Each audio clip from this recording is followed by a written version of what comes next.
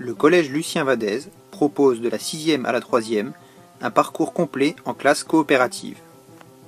Parce que chaque élève est différent, parce que certains avancent plus vite, parce que d'autres ont besoin de temps, parce que chaque élève est capable de réussir et d'apporter quelque chose aux autres, parce que l'estime de soi est importante pour apprendre et réussir, parce que devenir citoyen s'apprend dans l'action, nous avons décidé de créer un dispositif global qui permet aux élèves d'évoluer de la 6e à la 3e dans des classes particulières.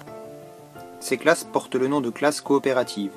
Elles permettent aux élèves de se responsabiliser, de coopérer, de jouer sur leur motivation, de valoriser leur travail, de les évaluer différemment et de travailler sur la communication. Dans une classe coopérative, il y a des élèves de tous les profils. Des bons élèves, des élèves plus en difficulté, des élèves doués à l'oral, d'autres à l'écrit. Il s'agit donc d'une classe comme les autres, avec le même programme, le même nombre d'heures et les mêmes objectifs. Ce qui différencie une classe coopérative d'une autre classe, c'est la pédagogie qui est menée par les enseignants. Elle commence par une évaluation différente.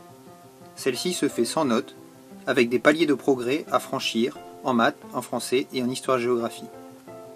Ici, un élève peut franchir des paliers de réussite en mathématiques, de la 5e jusqu'à la 3e. L'élève peut ainsi évoluer à son rythme. Chaque semaine, l'élève planifie son travail en fonction de ses objectifs. Il utilise pour cela un plan de travail qui va lui permettre de travailler en fonction de son niveau afin qu'il puisse progresser.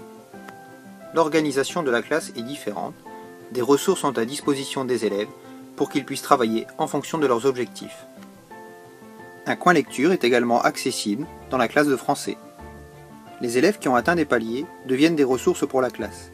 Ils deviennent experts et peuvent alors aider leurs camarades à progresser. L'entraide entre les élèves est favorisée. Elle permet à ceux qui en ont besoin d'avoir de l'aide, à ceux experts d'approfondir ce qu'ils savent, et aux professeurs de se dégager du temps pour s'occuper de certains élèves en particulier. En fin de période, l'élève a donc travaillé et est capable de dire sur quoi il veut être évalué. En plus d'une évaluation différente, d'autres dispositifs viennent faire fonctionner la classe coopérative. Un des dispositifs importants est le conseil coopératif. Selon les niveaux de classe, il a lieu 1 ou 2 fois tous les 15 jours. Il se passe lors de l'heure de vie de classe. La classe est alors disposée en cercle. Un élève est désigné président de séance. Il a la charge de dérouler l'ordre du jour, d'animer la séance et de distribuer la parole. Un élève secrétaire note dans le cahier de la classe les discussions et les décisions qui sont prises durant le conseil. Le professeur est un membre du conseil comme les autres. Il lève la main et attend qu'on lui donne la parole.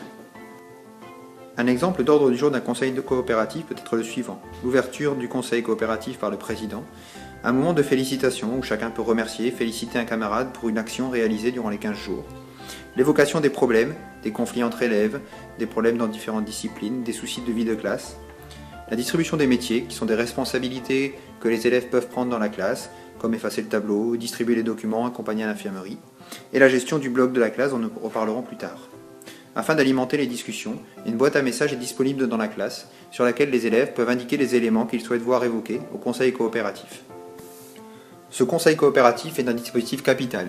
Il fait l'unanimité chez les élèves. Il favorise la vie sociale de la classe. Les élèves apprennent à gérer et désamorcer les conflits grâce à des techniques de médiation et de communication non violente. Ce conseil permet aussi de rendre le cadre et les règles explicites, d'impliquer les élèves dans les décisions, ce qui leur donne un sentiment de justice. Avec ce dispositif, nous privilégions la prévention et le dialogue à la sanction. Les classes coopératives ont également un blog. Nous pouvons y publier les productions, les travaux et les réalisations des élèves, comme une recherche en mathématiques, une rédaction en français, des créations de classes dans les différentes matières, des comptes rendus d'expériences, ou même des éléments extérieurs à la classe, comme des passions d'élèves.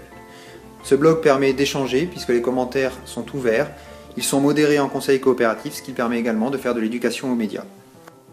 Les professeurs et les élèves de classes coopératives mettent également en place des semaines à thème. Tous les enseignants et les élèves travaillent autour d'un même thème, envisagent des sorties et des réalisations concrètes. Dans certains niveaux, en classe coopérative, les élèves sont amenés à faire des exposés libres sur un sujet de leur choix.